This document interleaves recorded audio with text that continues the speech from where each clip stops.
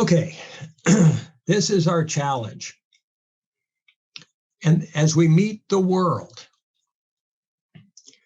human beings, if we say that this middle little circle at the bottom is kind of where we hope that all of humanity is going to get as fast as we possibly can, because if we're all operating from that little circle, we're willing to express ourselves, we're willing to care about and trust each other, we're going to openly converse and dialogue, we're going to share everything that we learn and with each other, and we'll be transformed by that. And that is full engagement.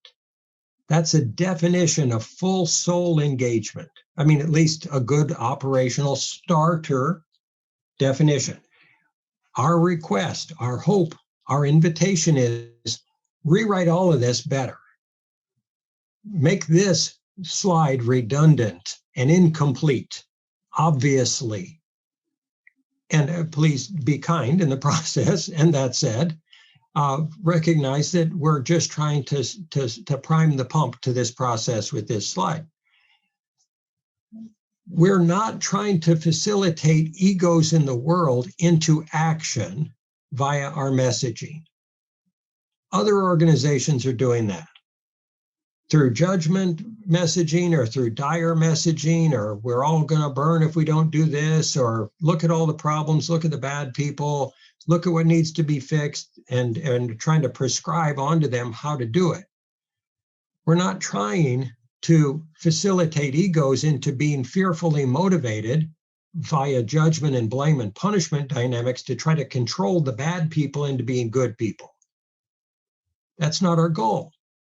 Our goal is helping everyone work together consciously and collaboratively and appreciate each other as they do, so they can build a healthy system and not one that's built on imprisoning people or punishing them or destroying them or damaging them or re-wounding them or driving them into greater states of opposition or prejudice or bias or victimization. We're hoping to offer a way through that is healthy and loving and kind and caring. So the branding messages that we send to the outside world, they may not change what we're trying to build here, which is an egoless culture. The WSS is an egoless culture. Our messages to them aren't going to change us. We're striving for this inner circle, to live it, walk the talk, model it, present it. We may be required to message to other organizations in very traditional ways. We may need to put on the suit of the plumber or the suit of the electrician or the little hat that says I'm serving you at McDonald's or 7-Eleven or whatever. And that's okay, because they'll receive whatever we can offer them as best they can. It's important we message in ways they can receive. And they may not, egos in the outside world, we kind of snipped off this bit of the present, the verbiage on the screen, sorry. Egos in the outside world may not always feel comfortable or safe with those communications. Our communications may go against the grain of ego, against the grain of tribal dynamics of, oh, it's got to make a profit in order for it to solve global problems, or it's got to make us a greater market share in order for us to solve global problems and create a sustainable life process for humanity. Or, oh, it's got to give me power and status in the world and keep the tribal hierarchy in place and the current systems that don't work in place in order for me to hear it as an actual solution. Well, that's just not going to happen, folks. I apologize. I'm trying to be kind and loving in this conversation. Government must change. Economic systems must change. Religions must change. Social systems must change. For-profit organizations must change.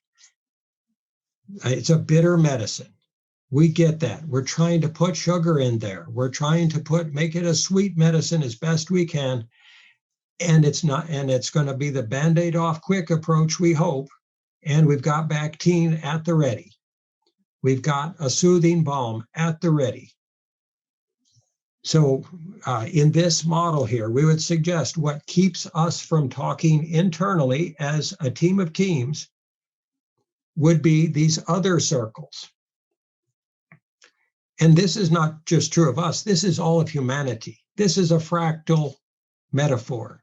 This is why humanity has been separated, why we've been competitive, why we've been afraid to say what we really feel, why we've been unwilling to face our fears and our challenges together, collaboratively, courageously, and now. So the fearful imaginings and projections we might have of other people, we might say, oh, they don't really mean what they say. They don't really care. Sure, they say they care, but they're just trying to make money. They say they care, but they really just want to control me. They say they care, but they really want me to just become what they want me to become instead of being free to be who I am. They say they care, and they're not really authentic and integrous and loving in their expressions.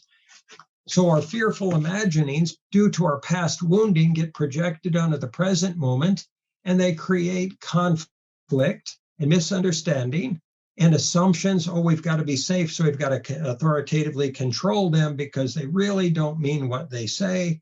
They really don't have our best interests in mind. And any resonance with traditional tribe or sacred cow beliefs or previous ways of operating are going to generate those kinds of projective dynamics. We get that. It's not a problem. It's part of the process. It's important that we message to this fact of human life process, that our messages, as best we can, reach people in spite of their projections, their skepticism, their fearful imaginings, their assumptions that nobody really, really cares. And because of that, we can never really work together. We can never really unite. We can never really solve our problems. We can never have peace on earth. We can never really love each other. We can never connect as souls. We can never realize our oneness. We can never be enlightened together as a species. And so we should just continue fighting and controlling and making things be the way they've been in the past and sail on, or while we change or adjust the deck chairs on the Titanic as we sail towards the iceberg as a species. So there are layers to this.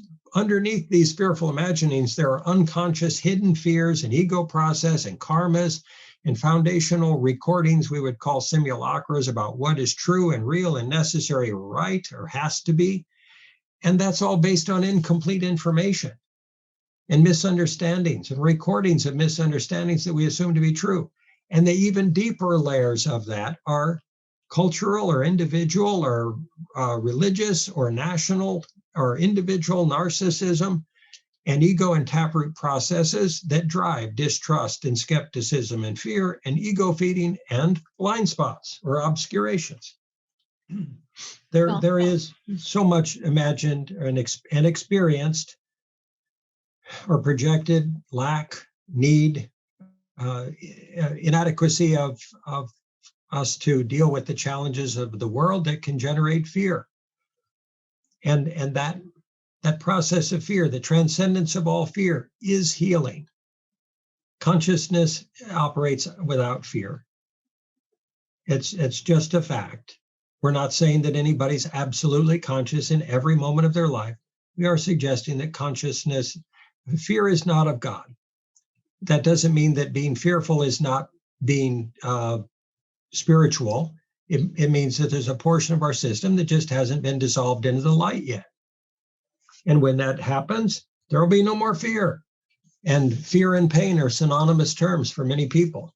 So we get that anybody can have those fear pains, and we want to be supportive. We want to be helpful. We want to put a soothing balm on that and offer them a path of breadcrumbs out of that forest of fears and pain into the open, the light, the community, and connection.